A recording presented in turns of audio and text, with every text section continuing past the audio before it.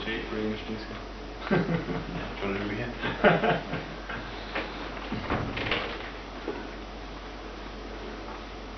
Fellow Toastmasters and welcome guests. Front page of the Irish Calendar, Monday the 11th of January 2010. Hill walkers being urged not to set out on Carrantoul unless they're equipped for alpine conditions. This comes after a dramatic 8-hour rescue attempt on the Devil's Ladder on Ireland's highest mountain. 2 parties of people were rescued in an 8-hour operation involving 25 members of the Kerry Mountain Rescue Team. Spokesman for Kerry Mountain Rescue Team, Damien Courtney, said that all 4 men were not well equipped, didn't have the right gear, didn't have the right shoes, or didn't have the right clothing, and there was a real risk of hypothermia. Two of the men took a long slide on the approach to the Devil's Ladder and were badly shaken. They could not tackle the ladder, treacherous in the best of conditions. The 2 Irishmen in this article refer to myself and my friend Kevin. And this is a story of how a sequence of foolish and immature decisions led to one of Carrantoul's biggest ever rescue missions. 9th of January 2010, 10:15 AM at Cronin's Yard. Cronin's Yard is the main car park that people set out from when they're climbing Carrantoul. So before we set out, I did a quick check to make sure I had everything. I had my bottle of Lucozade, a Mars bar, breakfast roll, gloves and a hat. And for some reason I had a 2 metre length of rope. So off we set towards the main path, confident in knowledge that we had everything we needed to get up and down safely. We crossed the Hags Glen relatively quickly. The Hags Glen is the area of flat, marshy land between Cronin's Yard and the base of the Devil's Ladder. Once we arrived at the ladder, we stood there in awe looking up at it. It was covered in sheets of ice and snow. Attracted to the challenge, we decided we could tackle it. So off we set. Foolish decision number 1. About halfway up, we met a pair of experienced climbers on their way back down. At first we thought, geez, they must have set out early. But then they said, lads, we went up to the ridge, got as far as we go, and I had to turn back. Could get no further. You don't have a chance. We looked at them. They had ice axes, ropes, crampons, you name it, they had it. They could have climbed Everest. All logic told us that if these climbers could not make it up past the ladder, then surely we couldn't, in our sneakers and fleece and tracksuit pants. Completely ignoring this logic, we decided to push on. Foolish decision number 2. Conversation was slack and progress was painfully slow, but we eventually made it to the top of the ladder at around 1 o'clock. Conscious of the amount of brightness we left, we pushed straight on up to the top. We arrived at the peak at 2:30, took a quick break and decided to head straight back down.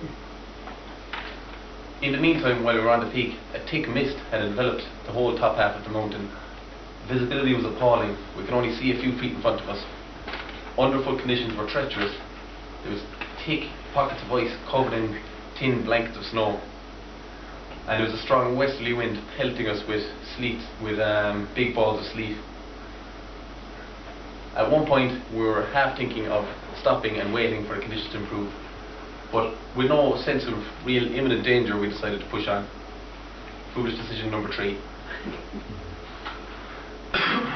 Suddenly, as we were walking down, we had our eyes on the ground looking for our previous footprints that we used on the way up. Suddenly Kevin, who was a couple of feet in front of me, slipped, fell onto his back and started crashing down the mountain. Instinctively, I went to run after him. Foolish decision number 4. I fell and started tobogganing down the mountain after him. We fell for about 250 feet. All I could think of as I was falling was the rocks that we were approaching. Couldn't see the cliff behind it. I hit one of the rocks at the beginning. My momentum caused me to fly into the air a couple of feet, but luckily enough I landed on a soft pile of snow. So after a couple of minutes I picked myself up and got my bearings, looked around. I was on an island of snow, surrounded by a sea of hard ice. Ice all sloping in the one direction towards the edge of the cliff, 40 feet below. Kevin, who was in front of me, was just a few feet from the edge of the cliff and had been stopped by the only rock left between himself and the edge of the cliff. As Kevin held onto the rock, I decided the only thing I could do was try to make my way down. So I took off my gloves and took off my shoes and used my fingers as crampons and my toes and started digging into the ice to make my way down. It took me half an hour to cover the 30 feet. Needless to say, my hands and toes were completely numb. Once I made it to the rock, we decided that we'd call for help. But with no reception on either of our mobile phones, we decided that the only way we could make it back to the ridge, or the safety point, was by climbing across the edge of the cliff, keeping a couple of feet above the cliff at all times, using our hands and our toes as crampons. At this point, I took out my 2 metre length of rope and we attached each other together. We come to an unspoken agreement that if one of us was going to go over, we were both going together. So we were at this for about an hour until eventually we came to a pocket of ice that we couldn't penetrate with our fingers or our toes. So we just sat there crouching in the icy slope, a few feet above the cliff, screaming for help. Eventually there was a pair of experienced climbers came to our rescue. They came down with their crampons, lowered the rope down to us, and they were able to reel us into safety. So we made it to the ridge around 5:30 p.m. and we met a pair of Polish climbers who had unsuccessfully attempted to climb down the ladder. But at this stage, because some of the ice had thawed, it literally looked like an icy waterfall. After a brief attempt ourselves at trying to descend it, we decided that we would call for help. Smart decision number one. So there we were, the 2 mountaineers, the 2 Polish climbers and the 2 Irish hill walkers, on top of the Devil's Ladder, waiting for help.